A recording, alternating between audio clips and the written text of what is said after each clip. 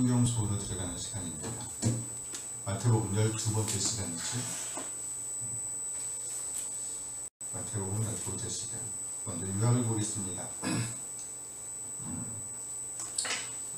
요약하는 내용을 보시면서 같이 성경을 봐주시면 마태복음의 내용이 쏙쏙 들어올 거예요. 네.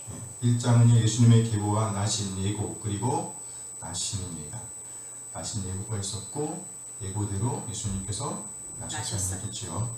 2장은요, 박사들의 경배를 받고 애굽을 거쳐 나사렛에서 사신. 3장에는요, 침례 요한의 유대 광야 사역과 예수님의 침례 받으심. 4장은요, 40일 광야 시험과 가버나움의 공적 사역, 가버나움에서 공적 사역을 시작하신. 나사렛, 가버나움, 분동네라고 해. 가버나움. 5장에서 7장은 뭐라 했습니까? 산상설교. 했죠. 산상설교. 5장은요, 팔복과 옛 계명의 본래 의미를 가르치는 내용이 나옵니다. 팔복. 첫 번째 계명은 첫 번째 복은 뭐라 그랬어요? 심령이 가난한 자, 복이 있나니 천국이 저희의 그들의 것이며. 네, 바뀌었어요. 그들의 것이며. 천국이 그들의 것이며. 마지막 8번째 복은 뭐라 그랬습니까? 의를 위하여 핍박을 받는 자는 박해를 받은 자는 복이 있나니 천국이 그들의 것이. 그러니까 천국을 시작했다가 천국으로 끝나는 거예요. 천국의 복음. 그렇죠? 다음 주에는 두 번째하고 7번째 한번 해봅시다. 6장에는요, 주님이 가르치신 기도가 나오고요. 7장에는 받고 싶은 대로 뭐하라? 행하라. 그리고 거짓 선자들을 분별하라 라고 가르쳐 주셨습니다. 8, 9장은요, 이적 모음이에요. 이적 모음. 그리고 마태복음. 마태를 부르신 예수님의 제자 마태. 그렇죠? 도마 마태 할 때 마태. 그렇죠? 9장 9장에 9장 9절에 마태를 부르신 이야기가 나오고 이적 모음입니다. 나병 환자를 치유하시고 백부장 하인의 병을 치료하시고 베드로의 장모를 치유하신 사건들이 나옵니다. 10장은요, 12제자 부르심과 파송당하죠. 12제자. 한 번 더 해볼까요? 베드로, 안드레, 야고보, 요한, 빌립, 바돌로메, 도마, 마태. 알페오의 아들 야고보 다데오. 그렇죠. 알페오의 아들 야고보 다데오. 유다. 시몬과 유다. 그렇죠. 시몬과 유다. 셀로신 시몬. 그렇죠. 셀로신 시몬과 유다. 가려입니다. 12명. 좋았어요. 잘했어요. 11장은요, 침례 요한의 질문과 회개하지 아니하는 도시들과 초청. 12장 안식일의 주인. 성전보다 크니 제사장이죠. 성전하면 제사장을 대표하는 거예요. 제사장보다 크니 선지자 요나. 그러니까 선지자보다 크시니 솔로몬 왕이죠. 왕보다 크시니 누구라고요? 예수님. 예수 그리스도. 안식일의 주인. 안식일은 누굴 위해 있는 거예요? 사람을 위해 있단 말이죠. 주인은 누구예요? 예수님. 그리스도. 13장은요, 하나님 나라의 비유가 나오죠. 씨, 가라지, 겨자씨와 누룩, 보화, 진주, 금을 비유 등등이 나옵니다. 14장은요, 침례 요한의 죽음과 오병이어 이적과 바다 위 걸으심. 누가 걸었어요? 예수님. 예수님께서 바다 위를 걸었고 또 누가? 베드로가 걸었어요. 여기만 나오죠. 15장 장로들의 전통 논쟁과 칠병이어 이적이 나옵니다. 16장은요, 베드로의 신앙 고백과 죽음과 부활이고 첫 번째 나오죠. 베드로의 신앙 고백과 죽음과 부활이고 첫 번째. 17장요, 변호사 사건과 죽음과 부활이고 두 번째가 나오죠. 오늘 공부할 내용이기도 하네요. 18장은요, 제자 공동체. 천국에서는 누가? 큰 자인가. 18장. 19장은요, 이혼 논쟁과 부자 청년 이야기가 나오고요. 20장은요, 포도원 품꾼 비유와 죽음과 부활 예고 몇 번째? 세 번째죠. 확실하다는 얘기예요. 21장 예루살렘 입성과 누가? 예수님께서 예루살렘 입성과 성전에서 장사꾼 쫓아내심, 무화과 나무가 마른 사건. 무화과 나무가 말았단 말이죠. 예수님의 한마디에. 권위 논쟁, 포도원 농부 얘기가 나옵니다. 22장은요, 혼인잔치 비유와 가장 큰 계명을 가르치시는 내용이 나오고요. 23장은요, 서기관들과 바리새인들을 꾸짖으신 7가지 화가 나와요. 화. 24, 25장은요 성전 파괴와 세상 끝에 대한 강화가 나옵니다. 열천의 비유가 나오고요. 달란트 비유가 나오죠. 달란트는 한 달란트는 몇 다네르온? 6천 데나리온을 했죠. 1 데나리온은 얼마? 하루 품삯. 그렇죠. 6천. 26장은요 향유 사건과 유다 배반 나오고요. 제들과의 마지막 만찬 체포 대신 이야기가 나옵니다.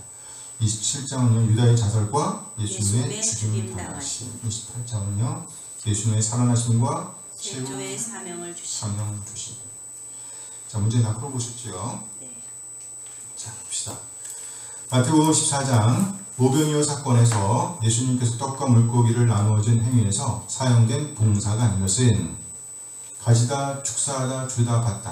받다. 받다? 받다는 안 나와요. 받다는 안 나와요. 가지다, 축사하다, 주다.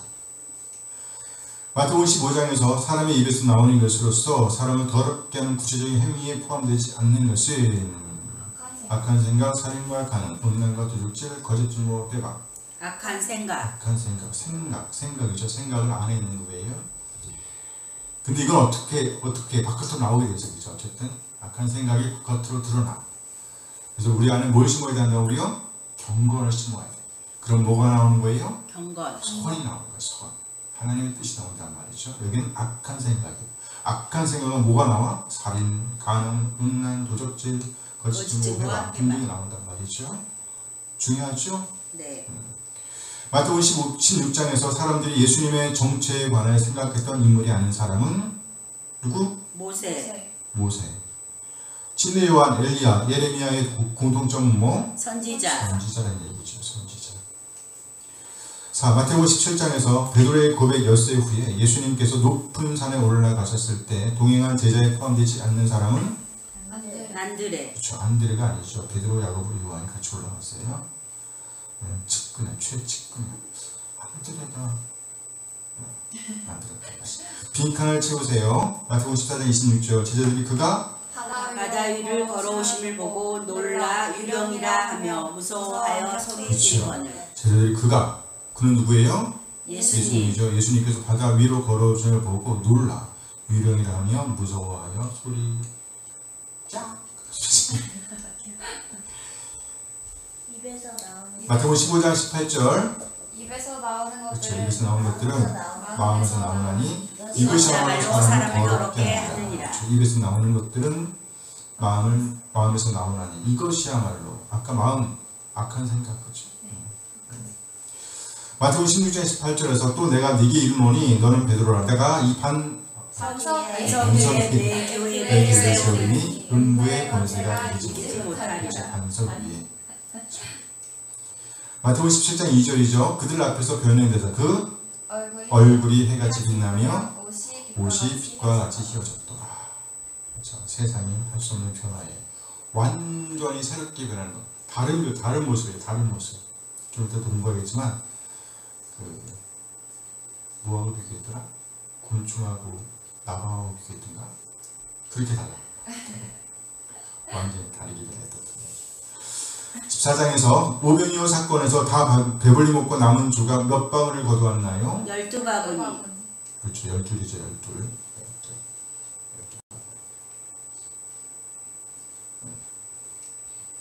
15장에서 마태복음 15장에서 두 번째 급식 이적 사건에서 떡과 물고기를 먹은 사람의 숫자는 여자와 아이 외에 몇 명이었나요? 4,000명. 그렇죠. 4,000명이었죠. 여기서 7병이라고 해요. 7병이요. 그렇죠. 14장에서는 5병이요. 몇 명? 5병이면 몇 명? 5,000명. 7병이면 몇 명? 4,000명. 그렇죠. 16장에서 마태복음 16장에서 예수님이 바리새인과 사두개인의 누룩을 주야라고 했을 때 누룩은 무엇을 의미했나요? 교훈이죠. 교훈. 17장에서 예수님이 높은 산에서 변론되셨을 때 함께 말씀을 나눈 사람들은 모세와 함께 누구였나요? 엘리야. 엘리사. 엘리야. 그렇죠. 엘리야였지. 13장 OX 문제인데요. 마태복음 14장 오병이어 사건 후에 예수님은 제자들과 함께 기도하시러 산으로 올라가셨다. X. 누구와? 혼자. 혼자 올라갔어. 혼자. 14번 마태복음 15장에서 예수님께서 두로와 시돈 지방에 가셨을 때 가나안 여자가 예수님을 향해 부른 칭호는 다윗의 자손이다. 오. 그렇죠. 다윗의 자손이라고 했어요. 이방인을 알고 있단 말이에요. 이방인도 예수님을 누구를 알고 있단 말이에요. 다윗의 자손. 자손. 무슨 자손? 다윗의 자손. 곧 메시아를 알고 있었다는 얘기예요. 그런데 그 사람들이 몰랐어. 16장에서 마태복음 16장에서 예수님께서 베드로에게 주신 천국 열쇠는 땅과 바다에서 매고 큰 권세에 관한 것이다. X 하늘. 그렇죠. 하늘이죠. 16번 마태복음 17장에서 예수님 변함되셨던 높은 산에서 내려와서 하신 일은 간질로 고생하는 아이를 치유한 일이었다.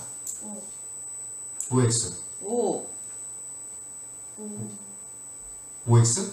오. 간질로 고생하던 아이를. 근데 귀신. 자, 그러면 16문제 중에서 다 맞은 사람? 우와, 다 맞았어? 하나. 아주 좋아요. 잘했어요. 자, 마태복음 17장 1절 오늘 공부할 내용입니다. 마태복음 17장 1절을 보면 예수님은 왜 베드로, 야고보, 요한을 데리고 산에 올라가셨을까요? 함께 읽어봐요. 엿새 후에 예수께서 베드로와 야고보와 그 형제 요한을 데리시고 따로 높은 산에 올라가셨더니 따로 높은 산에 올라가셨단 말이죠. 왜? 수제자니까. 좋았어. 측근제자들이기 때문이죠. 좋았어. 잘했어. 수제자였다. 측근제자였다. 어쨌든 이들에게 영광을 계시하시기 위해서 데리고 올라가는 거예요. 이들이 막 오해하니까. 베드로는 말렸잖아. 그렇죠? 예수님께 절대로 그런 일이 일어나지 않을 거예요. 제가 막을 거예요. 큰 소리 빵빵 쳤죠? 그러니까 예수님께서 이 사람들 3명 데리고 올라와서 영광의 모습을 보여주신 거예요. 죽으셔야 되는 일이죠. 17장 4절에서 왜 베드로는 세 개의 초막을 짓기를 원했을까요? 함께 읽어볼까요? 베드로가 예수께 여쭈었는데 주여 우리가 여기 있는 것이 좋사오니 만일 주께서 원하시면 내가 여기서 초막 셋을 짓되 하나는 주님을 위하여 하나는 모세를 위하여 하나는 엘리야를 위하여 하리이다. 지금 비몽사몽간이에요. 완전히 영이 충만해졌어. 왜 초막을 짓기를 원했을까? 이 땅에서 아니 요 산에서 이 산에서 내려가기 싫어서. 그치? 이 산에서 뭐? 살고 싶어서. 영원히 주님과 함께 살고 싶어. 영원히 주님과 함께 살고 싶어서. 영원스러운 장소를 떠나고 싶지 않았다고 그러는 거죠. 그러니까 여기 아예 묶어놓는 거. 예수님도 묶어놓고 모세도 묶어놓고 엘리야도 묶어놓고. 그래서 내려가기 싫어가지고. 예전에 우리 수련회 가면 수련회 장소에 떠나기 싫었단 말이지. 왜? 좋으니까. 너무 좋았어. 그렇지. 나도 그래. 그렇게 생각하시면 돼요. 그 영광스러운 장소를 떠나고 싶지 않았다고 생각할 수 있어요. 근데 거기는 계속 있을 장소는 아니에요. 3번 마태복음 17장 5절 하나님께서 예수님을 그의 사랑하는 아들이라고 부르신 이유는 그러니까 하나님께서 부르신 거죠. 하나님께서 예수님을 그의 아들이라고 부르셨단 말이에요. 아들. 함께 봐요. 말할 때 홀리 빛난 구름이 그들을 덮으며 구름 속에서 소리가 나서 이르시되 이는 내 사랑하는 아들이요 내 기뻐하는 자니 너희는 내 말을 들으라 하시는지라. 이 소리 듣고 깜짝 놀랐을 거예요. 네. 좋겠지. 안 그래도 비몽사몽간에 잠이 깼을 거예요. 근데 예수님께서 하나님께서 이 말씀하신 이유가 뭘까? 아들이시기 때문에. 예수님이 하나님의 아들이심을 보여주시기 위해. 그렇죠. 좋았어요. 그러니까 아까 말했죠. 예수님은요 제사장보다 뛰어나시고 선지자보다 뛰어나시고 왕보다 뛰어나시다. 그러니까 탁월한 분이심을 보이기 위한 거예요. 영광스러운 계시죠. 영광스러운 계시. 4번 마태복음 17장 8절에서 예수님 혼자만 남으신 것은 제자들에게 어떤 충격을 주었을까요? 함께 읽어볼까요? 제자들의 눈을 들어보니 다시 들어보니 들고 다시 한번 읽어봐요. 제자들이 눈을 들고 보매 오직 예수 외에는 아무도 보이지 아니하더라. 아무도 안 보였어요. 예수님만 보였단 말이죠. 어떤 충격을 받았을까?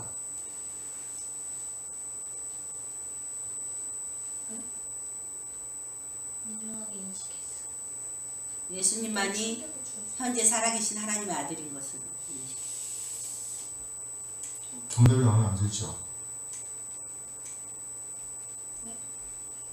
예수님의 탁월하심을 분명하게 인식하도록 하기 위해. 내가 왜 이렇게 썼을까? 예수님 혼자만 남으신 것은 제자들에게 어떤 충격을 주었을까? 저희들이 눈을 두고 보면 오직 예수 외에는 아무도 보이지 아니하더라. 예수의 탁월하심을 분명하게 인식하도록 하시기 위해. 인식하게 됐다는 얘기예요. 잘못 쓴 겁니다. 인식하게 된 거예요. 예수님만이 가장 탁월하신 겁니다.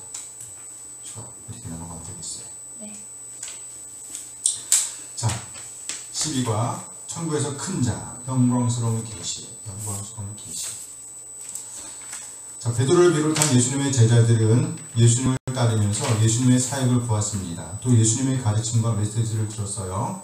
그리고 마침내 예수님을 그리스도 곧 메시아로 인정하게 이르렀습니다. 예수님께 모든 관심을 집중하게 되었습니다. 그렇죠? 그래서 베드로가 고백한 거잖아요. 그런데 한순간 예수님을 향한 주의력을 놓치기도 했습니다. 제자들의 주의력을 빼앗은 원인들 중에 하나는요, 바로 예수님께서 죽으시고 다시 살아나신다는 메시지였습니다. 이에 예수님은요, 그들의 주의력을 집중시키기 위해서 그들을 데리고 산으로 오르셨습니다. 그러니까 그들의 주의력을 다시 회복시키기 위한 사건이 변화산 사건이라고 보면 돼요. 바로 변화산 사건이죠. 이 사건을 통해서 제자들은요, 예수님을 알 때 어떤 분으로? 최고의 헌신을 받으실 분으로 알게 되었습니다. 그래요. 가장 탁월한 신분으로 알게 되었다는 얘기예요. 네. 영광스러운 계시, 성경 본문이에요. 16장 21절 보면 예수님께서 자신의 고난, 그리고 죽음, 부활을 예언하셨죠. 예수님은 제자들에게 자신이 어떤 종류의 메시아인지를 설명해 주셨습니다. 곧 예루살렘에서 고난을 받고 죽임을 당하고 그리고 사흘 만에 살아나신다는 것이었죠. 2번 16장 22절에서 28절 예수님의 제자들에게 자기 부인을 촉구하셨습니다. 자기 부인. 아내를 말하는 거 아니에요? 네. 자기 부인. 베드로는 예수님의 메시아 예언을 듣고 반박했습니다. 절대로 그런 일이 일어나지 않도록 하겠다는 것이었습니다. 이게 예수님께서 베드로의 그런 반응은 예수님이 메시아라고 말했던 그의 고백에 반대되는 것임을 깨닫도록 도와주셨습니다. 곧 베드로의 반박은 사실 사탄의 생각이며 인간적인 염려에서 비롯된 것임을 깨닫도록 하신 것입니다. 예수님은 이런 계기를 통해 제자들에게 자기 부인을 연습시키시고 자기 십자가를 지고 예수님을 위하여 생명을 버리면서까지라도 예수님과 하나가 되어야 한다고 도전하셨습니다. 그러면서 약속의 말씀을 주시죠. 27절 말씀 함께 읽어요. 인자가 아버지의 영광으로 그 천사들과 함께 오리니 그때 각 사람이 행한 대로 갚으리라. 17장 1절에서 13절 말씀. 세 제자가 예수님의 변화를 목격함. 함께 읽어요.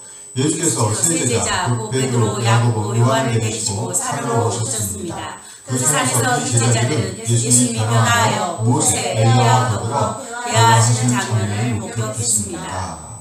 이때 베드로가 말했죠. 뭐라고요? 주여 우리가 여기 있는 것이 좋사오니 만일 주께서 원하시면 여기서 조막 셋을 짓되 하나는 주님을 위하여, 하나는 모세를 위하여, 하나는 엘리야를 위하여 하리이다. 그러자 하늘에서 음성이 들려왔어요. 뭐라고요? 이는 내 사랑하는 아들이요 내 기뻐하는 자니 너희는 그의 말을 들으라. 누구의 말을 들으라? 예수님의 말을 들으라. 예수 그리스도의 말을 들으라 라고 말씀하셨단 말이죠. 예, 제자들은 두려움에 떨었습니다. 깜짝 놀랐겠죠. 갑자기 난데없이 구름소리에서 소리가 나오니까 얼마나 놀랐겠어요. 누가 제일 놀랐을까? 베드로.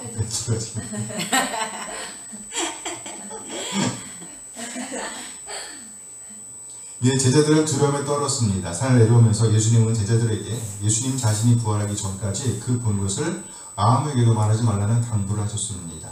그들은 엘리야가 먼저 올 것인지를 물었습니다. 그때 예수님께서 엘리야가 침례 요한의 모습과 사역으로 이미 왔었다고 암시하셨습니다. 그래요. 17장 14절에서 21절 예수님께서 한 병든 손을 고쳐주신 이 사건이죠.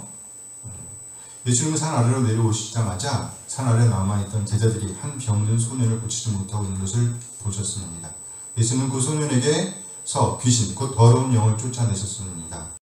예수는 이 이적을 통해 제자들에게 뭐의 중요성? 믿음의 중요성을 중요성을 가르치셨습니다.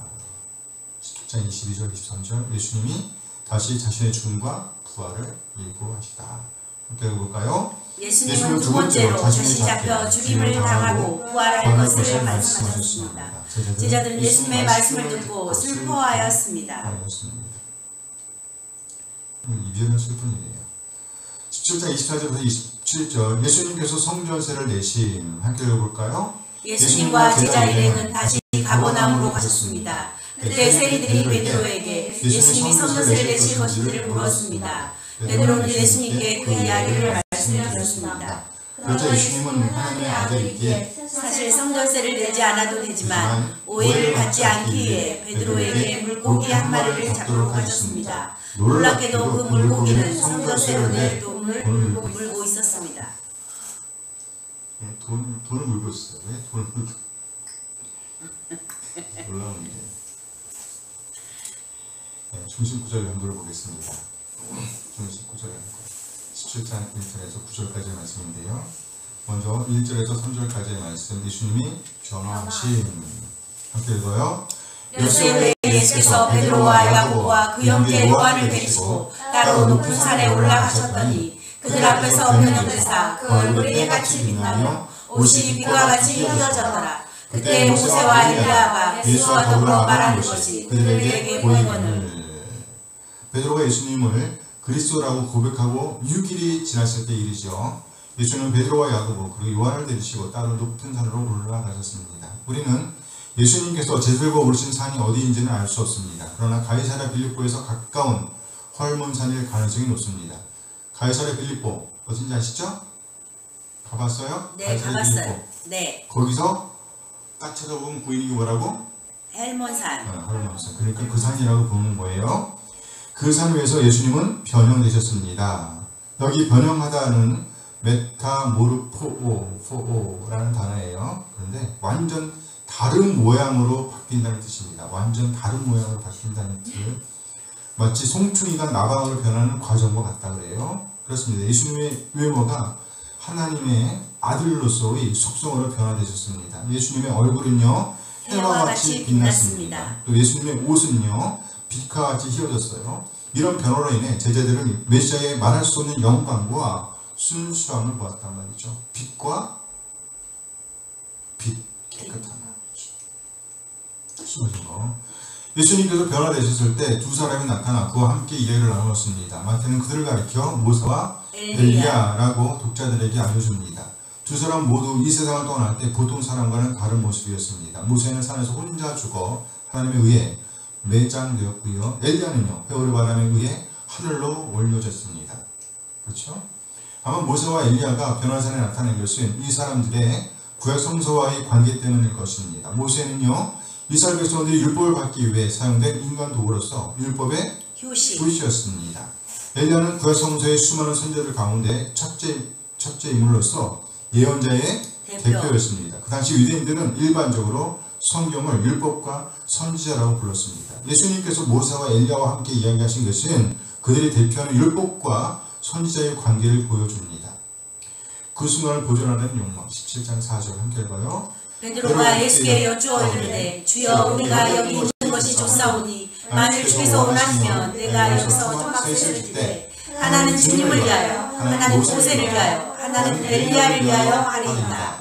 새 제자들은 아마 예수님이 변화되어 모세와 엘리야와 함께 이야기할 때 그리스도의 영광을 보고 두려움과 놀라움에 압도당했을 것입니다.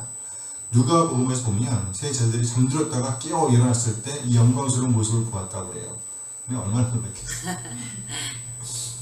얼마나 놀랐을까요? 베드로는 너무나 놀라서 계속해서 거기에 머물기를 원했습니다. 그래서 예수님과 모세, 엘리야를 위해 초막을 짓자고 제의했습니다. 초막은 하나님의 백성들이 애굽에서 떠나 약속의 땅으로 갈 때 성소로 사용했던 장막이었습니다. 베드로는 아마도 초막절에 임시 거처로 사용했던 간단한 천막을 생각했던 것으로 보입니다. 베드로의 제안은 할 수 있는 한 오랫동안 거기에 머물고 싶은 욕망을 반영해 줍니다. 초막을 거기에 짓게 되면 한동안 모두 함께 있을 수 있기 때문이죠. 예수님을 주님으로 고백한 베드로는 그 순간 그곳에 있는 것이 좋다고 생각했습니다. 우리도 깊은 은혜를 체험하게 되면 그러한 체험을 표현하는 말을 찾게 되고 그러한 영광스러운 순간을 연장하는 방안을 모색하게 될 것입니다. 하나님의 현존에 압도당했던 것이죠. 이런 면에서 우리의 예배 역시 하나님의 현존에 압도당하는 예배가 되어야 합니다. 아멘. 아버지의 음성 17장 5절 말씀 함께 읽어요. 말할 때 호련히 빛난 구름이 그들을 덮으며 구름 속에서 소리가 나서 이르시되 이는 내 사랑하는 아들이요 내 기뻐하는 자니 너희는 내 말을 들으라 하시는지라. 베드로가 아직 초막을 짓는 일에 대해 말하고 있을 때 또 다른 놀라운 일이 그들의 눈앞에 벌어졌습니다. 빛난 구름이 그들을 위를 덮은 것입니다. 그 구름으로부터 한 음성이 들렸습니다. 깜짝 놀란 거예요. 내용으로 보아 그 음성은 누구의 음성이에요? 하나님 아버지의 음성이라는 것을 확신할 수 있습니다. 하나님의 그 음성은 제자들의 시야를 다시 누구에게? 예수님께 집중하도록 이끌었습니다. 하나님께서 예수님을 가리켜 내 사랑하는 아들이요 내 기뻐하는 아들이라고 선포하셨습니다. 모세도 엘리야도 중요하지만 오로지 누구? 예수님만이 그들 위에 계신 탁월하신 분이라는 것입니다. 이처럼 하나님은 베드로에게 예수님이 하나님의 아들로서의 권위를 가지고 말씀하시고 행동하신다는 것을 깨닫게 하셨습니다. 따라서 예수님의 말씀과 행동은 온전히 하나님을 기쁘시게 했습니다. 함께 읽어볼까요? 베드로와 다른 제자들은 그리스도의 말씀에 귀를 기울여야 했습니다. 그리스도의 메시지는 하나님의 메시지였으며 예수 그리스도의 뜻은 하나님의 뜻이었기 때문입니다. 그리고 그리스도의 명령은 하나님의 명령이었기에 예수님의 제자들, 특별히 예수님께 불평했던 베드로는 예수님의 탁월성을 깨닫고 그리스도의 말씀에 순종해야 했습니다. 베드로, 야고보, 요한에 대한 하나님의 말씀은 우리에게도 똑같이 적용되는 말씀입니다. 우리도 예수님의 말씀에 귀를 기울여야 합니다. 예수님의 말씀을 듣는다는 것은 항상 그리스도에게 순종함을 뜻합니다. 하나님은 우리가 예수님의 명령을 따르기를 원하십니다. 아멘, 아멘. 아멘. 제자들에 대한 교훈이 나옵니다. 17장 6절에서 9절까지의 말씀 함께 읽어요. 제자들이 듣고 엎드려 심히 두려워하니 예수께 나와 그들의 손을 대시며 이르시되 일어나라 두려워하지 말라 하시니 제자들이 눈을 들고 몸에 오직 예수에는 아무도 보이지 아니하더라. 그들이 산에서 내려오되 예수께서 명하여 이르시되 인자가 죽은 자 가운데서 살아나기 전에는 본 것을 아무에게도 이르지 말라 하시니. 구름 속에서 들려오는 하나님의 음성을 들었을 때 제자들은 아마도 두려움과 놀람으로 떨었을 것입니다. 하나님의 현존에 그들의 비천함과 무가치함을 의식했을 것입니다. 파리 같은 목숨. 그들은 얼굴을 가렸기 때문에 다가오는 예수님을 볼 수 없었습니다. 예수님의 손이 그들에게 닿았을 때 그들은 떨고 있었습니다. 하지만 예수님의 격려하시는 위로의 말씀을 듣고 기뻐할 수 있었습니다. 일어나라, 두려워 말라.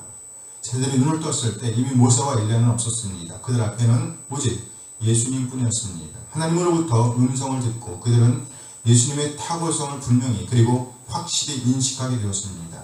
새 제자들의 경험은 우리가 예수님의 탁월성을 분명히 인식하는 데 도움을 줍니다. 예수님의 탄생, 예수님의 죽음, 예수님의 부활, 그리고 예수님의 길을 예언한 율법과 선지자도 중요하지만 우리의 구원은 그리스도 안에만 있습니다. 그리스도 예수 안에만 있어요. 변호사를 떠나시면서 예수님은 제자들에게 산에서 본 것에 대해 침묵을 지키라고 명령하셨습니다. 아직 때가 아니었기 때문입니다. 마태는 후에 다른 사람들에게 전파하라는 부활하신 그리스도의 권위와 명령에 대해 이렇게 썼습니다. 마태복음 28장 18절에서 20절까지의 말씀이죠. 함께 읽어요. 예수께서 나와 말씀하여 이르시되 하늘과 땅의 모든 권세를 내게 주셨으니 그러므로 너희는 가서 모든 민족을 제자로 삼아 아버지와 아들과 성령의 이름으로 침례를 베풀고 내가 너희에게 분부한 모든 것을 가르쳐 지키게 하라. 볼지어다 내가 세상 끝날까지 너희와 항상 함께 있으리라 하시니라. 아멘, 아멘. 아멘. 변호사 이야기의 중심 인물은 바로 우리 주님 예수 그리스도이십니다. 하나님은 제자들에게 예수님이 모든 사람 위에 탁월하신 분이심을 이해하도록 도우셨습니다. 그렇게 하심으로 예수님의 말씀에 귀를 기울여야 할 절대적 필요를 깨닫게 하신 것입니다. 그야말로 영광스러운 계시. 계시를 보여주신 것입니다. 함께 읽어요. 땅과 하늘에서 가장 큰 자이신 예수님의 영광을 보여주신 것입니다. 그렇습니다. 우리 주님만이 유일하게 탁월하신 분이십니다. 우리 모두 우리 주님 예수 그리스도께 집중하고 오늘을 살아내게 되길 소원합니다. 아멘.